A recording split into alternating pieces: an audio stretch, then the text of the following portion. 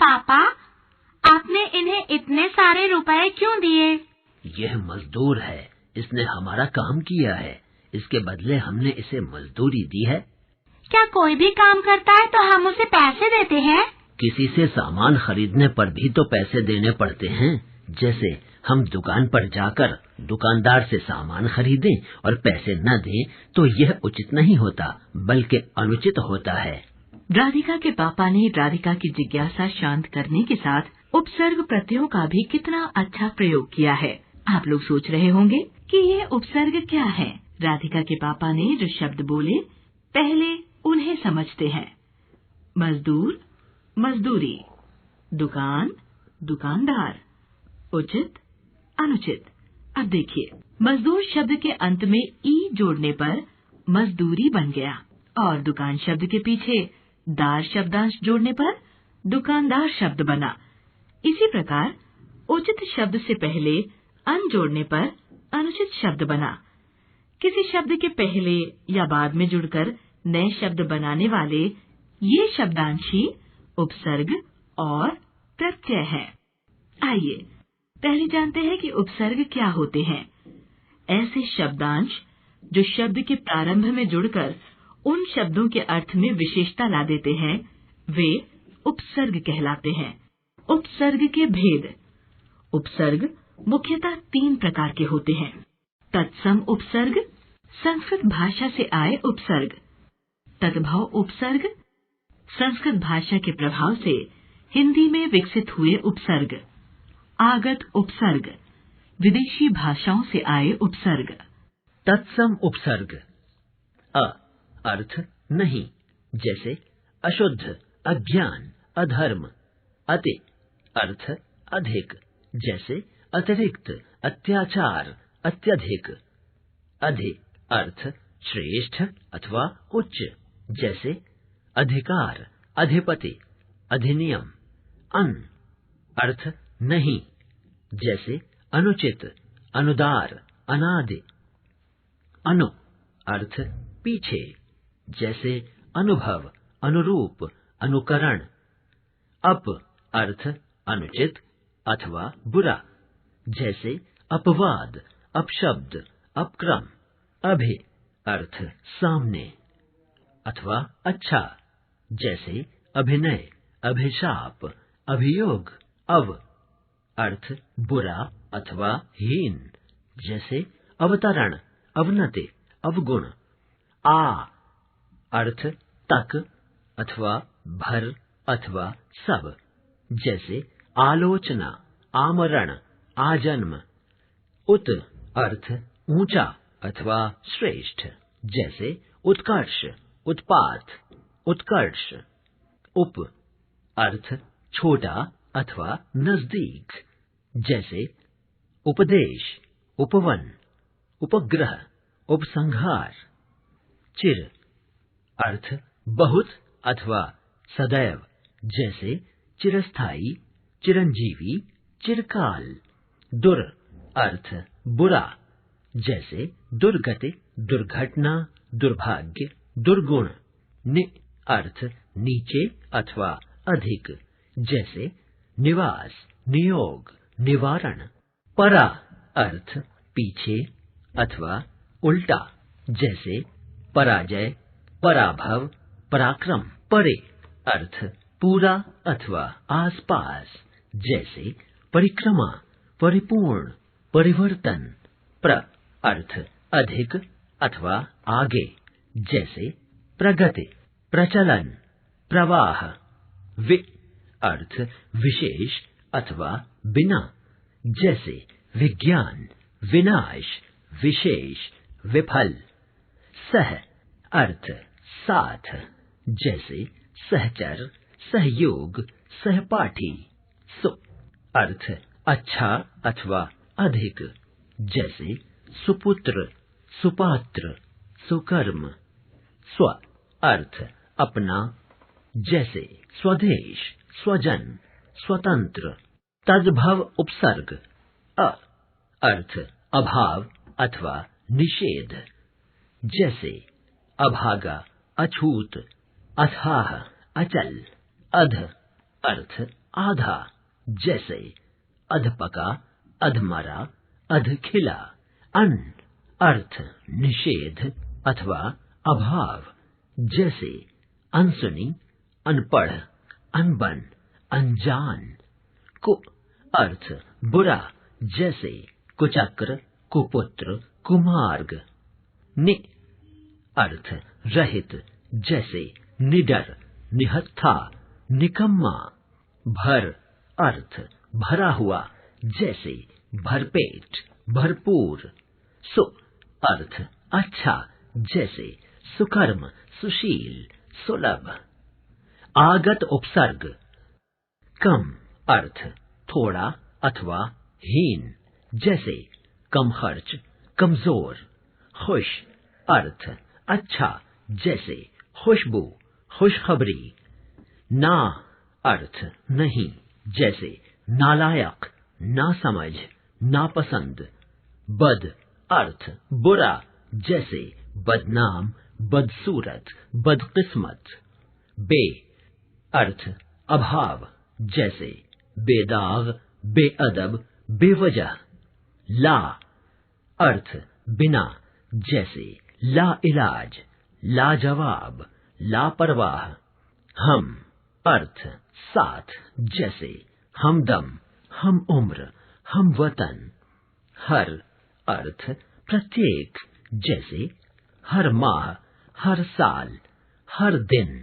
प्रत्यय चित्र जमा कार अर्थात चित्रकार। तांगा जमा वाला अर्थात तांगे वाला। शब्दों के पीछे जुड़ने वाले कार तथा वाला शब्दांश स्वतंत्र अर्थ को वहन नहीं करते, लेकिन जैसे ही वे चित्र और तांगा शब्द से जुड़े तो एक विशिष्ट अर्थ प्रदान करने लगे। शब्द के पीछे जुड़ने वाले ये शब्दांश प्रत्यय कहलाते हैं। जो शब्दांश धातु रूप या शब्द के अंत में जुड़कर शब्दों के अर्थ में परिवर्तन लाते हैं, वे प्रत्यय कहलाते हैं। प्रत्यय के दो भेद हैं, कृत प्रत्यय और तद्धित प्रत्यय। कृत प्रत्यय क्रिया के धातु रूप के अंत में लगने वाले प्रत्ययों को कृत प्रत्यय कहते हैं। इससे बनने वाले शब्दों को कृदंत कहते हैं। हिंदी के कृत प्रत्यय अन, जैसे चलन, मनन, चिंतन। अक्कड़, जैसे भुलक्कड़, घुमक्कड़। आ, जैसे लिखा, सोचा, देखा। आई, जैसे पढ़ाई, लिखाई, भलाई। आऊ, जैसे कमाऊ, बिकाऊ, टिकाऊ। आकू, जैसे पढ़ाकू, लड़ाकू। आन, जैसे लगान, उड़ान। आव, जैसे कटाव, खिंचाव, चुनाव। आवत, जैसे लिखावट, थकावट, दिखावट, मिलावट। संस्कृत के कृत प्रत्यय अनीय, जैसे पठनीय, स्मरणीय, गोपनीय, करणीय। ई, दानी, ईमानदारी, उपकारी। जैसे भावुक, भिक्षुक। स्थ, जैसे गृहस्थ, स्वस्थ। तद्धित प्रत्यय जो प्रत्यय संज्ञा, विशेषण, सर्वनाम आदि के साथ लगकर नए शब्द बनाते हैं, वे तद्धित प्रत्यय कहलाते हैं। हिंदी के तद्धित प्रत्यय आ, जैसे भूखा, ठंडा, मैला। आई, जैसे मिठाई, चतुराई, भलाई। आना, जैसे सालाना, जुर्माना, रोजाना। आनी, जैसे देवरानी, जेठानी, महारानी। आस, जैसे खटास, मिठास, भड़ास। आहट, जैसे घबराहट, टकराहट, चिकनाहट। इक, जैसे धार्मिक, भौगोलिक, राजनैतिक। इया, जैसे घटिया, बढ़िया, रसोइया। ई, जैसे लालची, धनी, गरीबी। इन, जैसे रंगीन, शौकीन, नमकीन। ईला, जैसे रंगीला, नुकीला, जहरीला। एरा, जैसे चचेरा, फुफेरा, ममेरा। कार, जैसे कलाकार, चित्रकार, कथाकार। दार, जैसे ईमानदार, लेनदार, देनदार। वां, जैसे आठवां, दसवां, पांचवां।